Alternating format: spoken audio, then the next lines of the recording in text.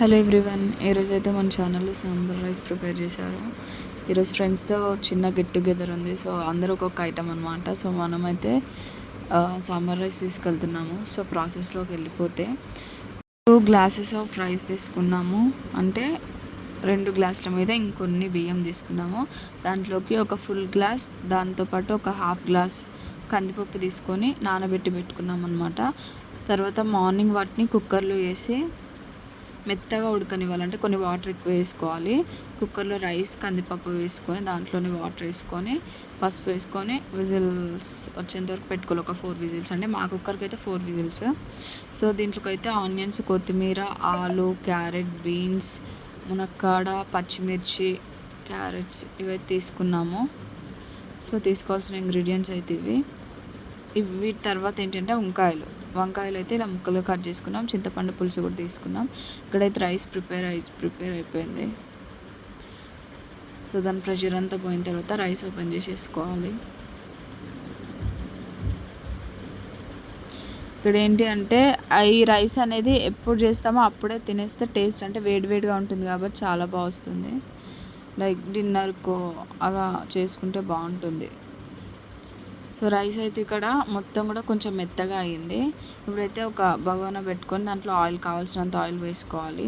Oil కొంచెం heat అయిన తర్వాత దాంట్లో ఆవాలు, జీలకర్ర, అంటే అది మనం రైస్ ఎంత తీసుకున్నామో దాన్ని బట్టి ఆవాలు, జీలకర్ర అవి తీసుకోవాలి.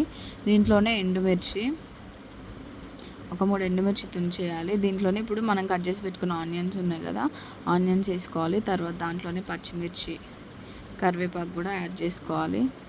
ఇక్కడైతే మేము పచ్చిమిర్చి వేసేసుకున్నాము. దాంట్లోనే కరివేపాకు కూడా వేసేసుకున్నాము.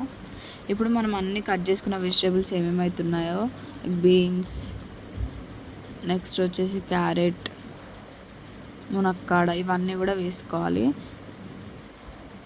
ఎట్లయినా ఇవి సపరేట్గా వేస్తే కొంతమందికి ఇష్టం ఉంటుంది, కొంతమందికి ఇష్టం ఉండదు, తినరు. అంటే క్యారెట్ కర్రీ చేసిన కొంతమంది తినరు, కొంతమంది తింటారు. సో ఇలా చేస్తే ఏంటంటే సాంబార్ రైస్లో అన్నీ మిక్స్ అయి ఉంటాయి. ప్లస్ ఎప్పుడో ఒకసారి అలా చేసుకొని వెరైటీగా తింటే కూడా బాగుంటుంది.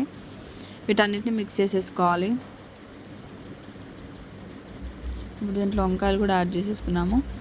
సిమ్లో పెట్టుకొని చేసుకోవాలి. అంటే ఆయిల్ వేడేటప్పుడు వాటికి హై ఫ్లేమ్ పెట్టుకోవాలి, మిగతా వాటికి సిమ్ ఫ్లేమ్ పెట్టుకొని ఇప్పుడు ఈ వెజిటేబుల్స్లో ఉప్పు, కారం, సాంబార్ మసాలా వేసాం, సాంబార్ పొడి, అవన్నీ వేసుకొని బాగా మిక్స్ చేసుకోవాలి. మిక్స్ చేసుకున్న తర్వాత ఆ ఉప్పు, కారం పట్టే విధంగా వాటిని మగ్గనివ్వాలి. ఆ వెజిటేబుల్స్ ఏవైతే ఉన్నాయో వాటిని మగ్గనివ్వాలి.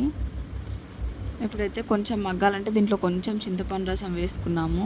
ఎందుకంటే కొంచెం వాటర్ ఉంటే ఈజీగా బాయిల్ అయిపోతాయి కదా. ఇక్కడైతే ఇవి బాయిల్ అయినా లేదు చూస్తున్నారు, ఇంకొంచెం బాయిల్ అవ్వాలి. ఓకే, బాయిల్ అయిన తర్వాత దీంట్లో మనం రైస్ ఉంది కదా, సపరేట్గా రైస్ చేసి పెట్టుకున్నాం కదా, ఆ రైస్ వేసి ఇక్కడైతే మొత్తం రైస్ యాడ్ చేసుకున్నాము.